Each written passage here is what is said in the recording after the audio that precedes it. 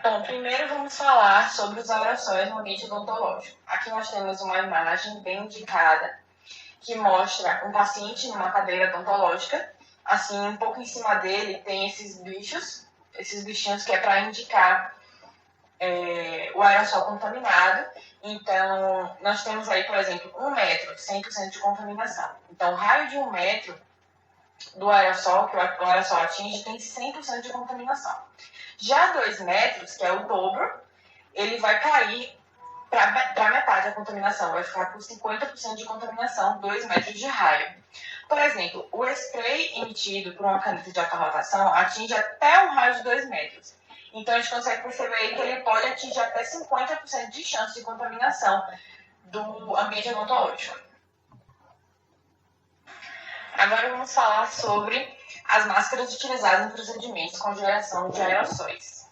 A gente sabe que, então, para esses procedimentos com geração de aerossóis, nós temos que utilizar máscaras que oferecem a maior proteção, sendo estas a N95, como indicada na imagem à esquerda, ou PFF2, como indicado na imagem à direita. As máscaras deverão ser trocadas a cada paciente ou mais de uma vez no mesmo paciente quando elas estiverem visivelmente molhadas. E a máscara N95 só poderá ser usada por 4 horas, depois disso ela tem que ser descartada. Aqui a gente tem as duas fotos de outros EPIs utilizados nesses procedimentos em que são gerados aerossóis. Nós temos o protetor facial e o protetor ocular.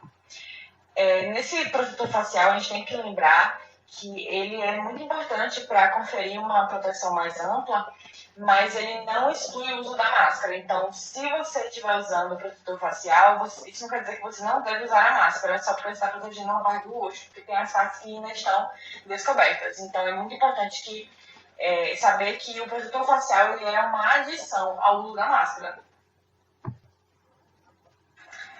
Então, como nós já dissemos anteriormente, o spray gerado pela caneta de alta rotação, ele vai formar uma nuvem de aerossol de raio de 2, pode chegar até 2 metros, né? Então, é indicado que não seja usada a caneta de alta rotação. Caso seja imprescindível o uso dela, orienta-se planejar e realizar atendimento no último período do expediente. Então, se a gente realizar esse atendimento no último período, vai ter maior tempo de dissipação dos aerossóis gerados e assim vai reduzir o risco de contaminação aos pacientes, porque ele vai ser o último a ser atendido, então o risco vai ser muito menor de infectar qualquer outro paciente. Agora vamos falar sobre os procedimentos para diminuir o risco de transmissão aérea de micro-organismos patogênicos. Esses procedimentos são recomendações dadas pela Associação de Medicina Intensiva Brasileira e da Vigilância Sanitária para o atendimento odontológico da rede pública e privada. Então, primeiro, ele indica que a gente coloque o paciente na posição mais adequada possível. Ele também indica a gente usar o isolamento absoluto para reduzir a dispersão de gotículas e aerossóis. Ele também diz que é para a gente utilizar de sucção ou aspiração de alta potência para reduzir a quantidade de saliva na cavidade oral e reduzir também o estímulo à tosse. Ele também indica que a gente evite o uso da seringa tríplice, principalmente em sua forma de névoa ou spray. O trabalho a 4 mãos deve ser estimulado para controle de disseminação. Estudos demonstram que utilizar um auxiliar aumenta de 30% a 50% da produtividade no atendimento odontológico. Isso não se refere apenas à simples transferência de um instrumental de um profissional para o outro, nem na velocidade do atendimento. Constitui um trabalho inteligente e eficiente.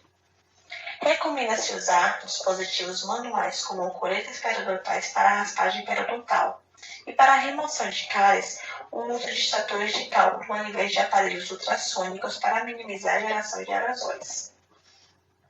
Em caso de procedimentos endodônticos, preferir expor a polpa por meio de remoção químico-mecânico do tecido acometido e, sempre que possível, utilizar isolamento absoluto e aspiração contínua. Higienizar previamente a boca do paciente por meio de escovação ou bochicho antisséptico.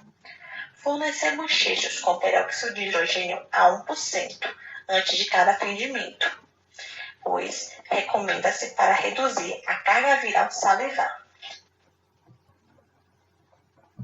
Quais os cuidados odontológicos ao atender crianças na era do Covid-19?